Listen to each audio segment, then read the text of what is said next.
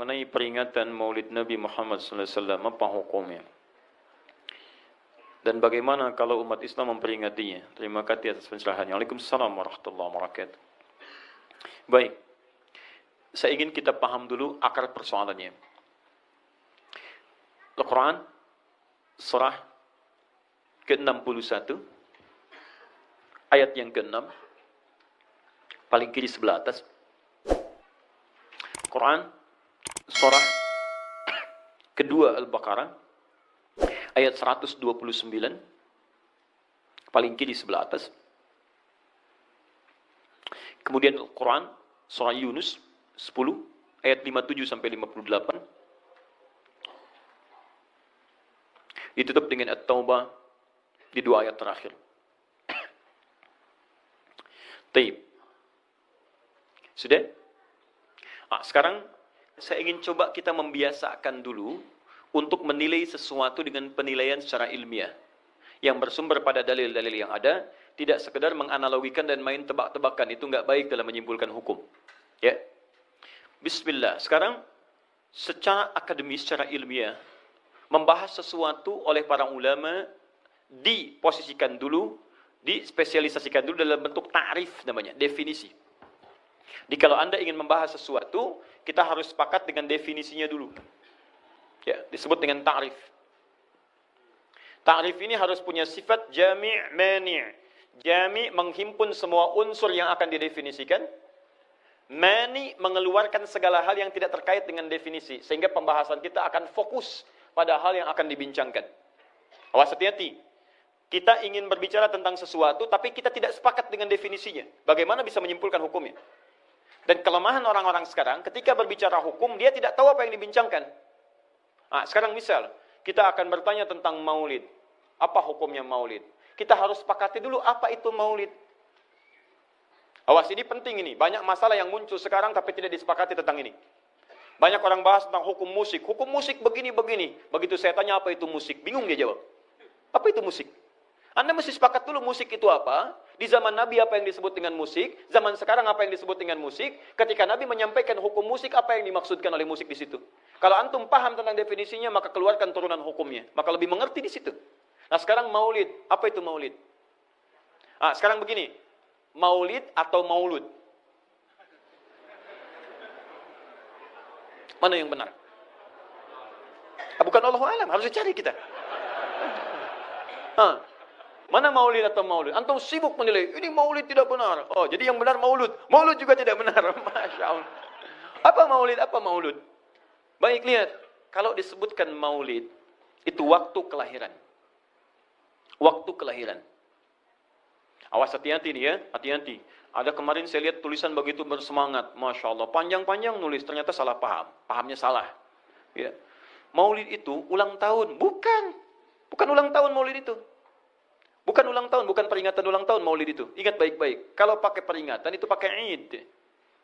Idul Milad. Ya, hari kelahiran, peringatan hari kelahiran, ulang tahun. Tapi kalau cuma maulid itu waktu kelahirannya.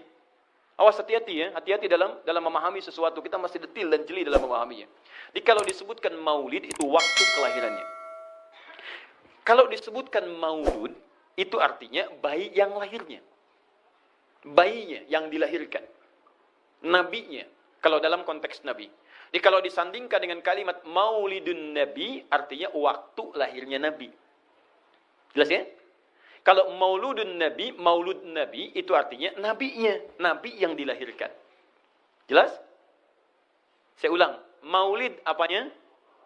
Waktunya. Kalau maulid Nabi artinya apa? Waktu Nabi dilahirkan. Baik, maulud artinya apa? Nabinya. Kalau maulud Nabi artinya apa? Nabinya yang lahir. Jelas sampai sini?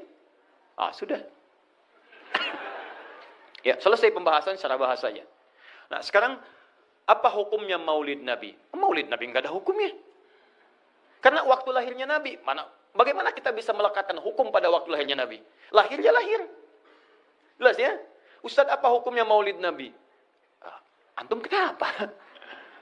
Apa hukumnya waktu lahirnya antum? Antum lahir apa hukumnya? Kapan antum lahir? Ustaz, kapan antum lahir? 11 September. Apa hukumnya? Apa hukumnya? Apa hukumnya saya lahir? Lahir ya lahir. Jelas ya? Jadi kelahiran seseorang itu nggak ada hukumnya.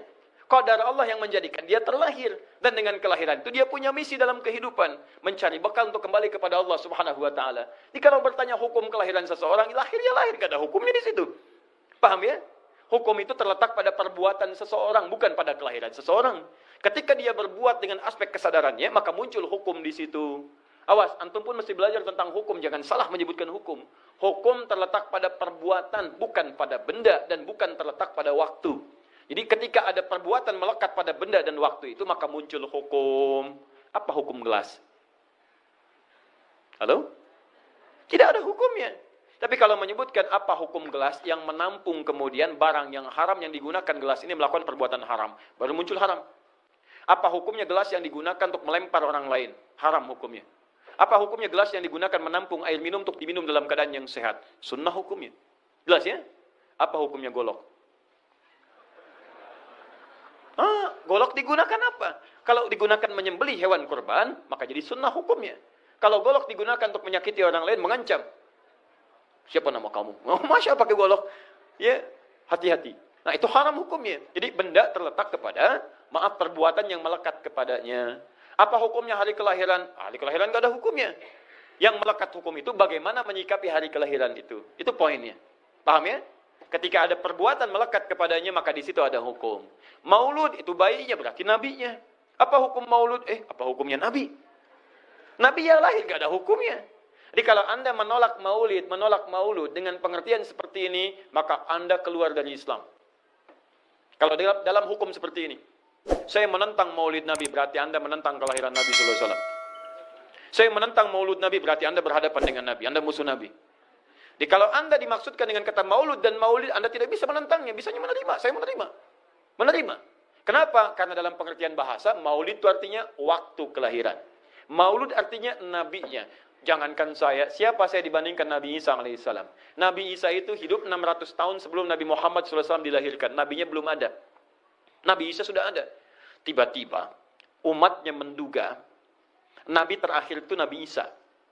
Karena Nabi Isa punya sifat yang mirip di ramalan kitab, yang mengatakan Nabi terakhir itu punya sifat baik dengan masyarakat lingkungan sosialnya. Dan Nabi Isa itu lembut, luar biasa. Jangankan pada manusia, pada hewan pun, itu lembutnya luar biasa. Jalan dengan muridnya. Di perjalanan kemudian ada aliran anak sungai melihat bangkai hewan. Sudah jadi bangkai, baunya luar biasa. Kata muridnya, guru, bau sekali bangkai ini. Kata Nabi Isa alaihi salam, Al-Masih, yang disebut oleh sementara orang dengan Yesus, itu Nabi, bukan Tuhan. Nabi beliau mengatakan, kata Nabi Isa, perhatikan, begitu putih sekali dan bersih giginya. Kata muridnya, Tuan Guru, kenapa Anda mengatakan demikian? Kata Nabi Isa, karena manusia hanya akan menyampaikan apa yang ada dalam benak pikirannya. Jadi kalau pikiran Anda kotor, Anda akan melihat bangkainya saja. Tapi kalau pikiran kita baik, kita akan mencari yang terbaik dari hewan itu. Bukankah dia ciptaan Allah? Bukankah dalam setiap ciptaan ada hikmah dan kebaikan? Perhatikan bagaimana putih bersih giginya. Jadi kalau bangkai saja bisa menjaga kebersihan gigi, kenapa kamu yang masih hidup tidak mesti? Ya minimal kamu jaga perasaan.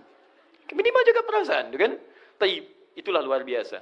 Di sini sering diambil hikmah bahwa teko akan mengeluarkan isi tekonya.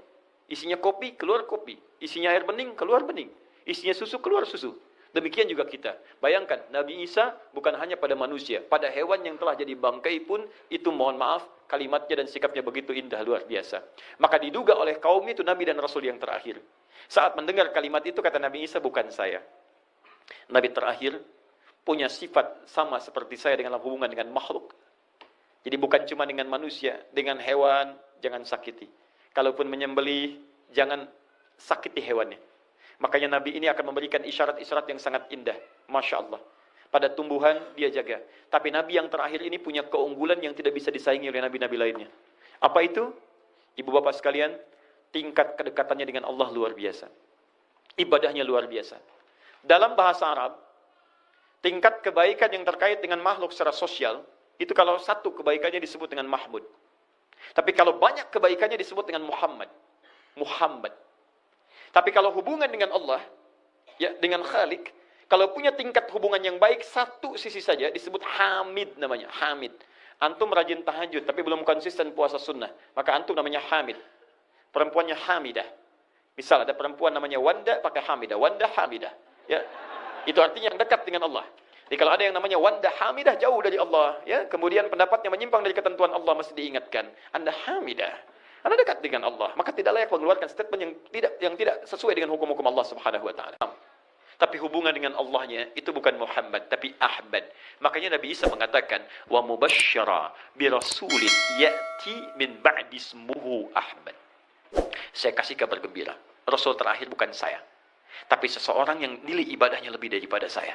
Jaminan surganya sudah ada, bahkan turun surah kepadanya, inna a'tainakal kautsar. Dirinya dijaga dari kesalahan, maksum, sifatnya luar biasa baik, tapi itu tidak menghentikan dia untuk mendekat kepada Allah dengan sifat yang luar biasa. Kata Sayyidah Aisyah di Al-Bukhari, nomor hadis 2010 sampai 2012, ya Rasulullah, alam takun ma'suban, alam takun malmunan, lima hakadha. Kenapa sampai bengkak-bengkak begini Anda tahajud? Bukankah Anda dijamin masuk surga? Dijaga dari kesalahan. Apa kata Nabi? Afala akunu abdan syakura. Apa aku nggak boleh jadi hamba yang bersyukur kepada nikmatnya Allah Subhanahu wa taala? Tahajudnya sampai bengkak. Nabi, Rasul, ahli surga, dijaga dari kesalahan, tidak ada hisabnya, masih mau tahajud sampai bengkak kakinya.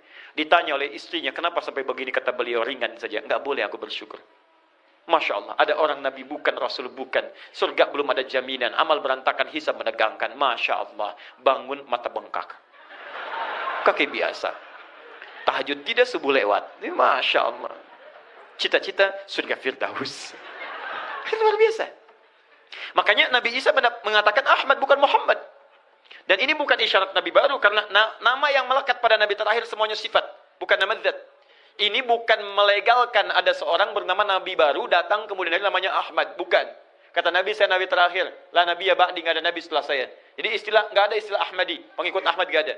Ya, dalam arti pengikut Nabi Muhammad sallallahu alaihi wasallam.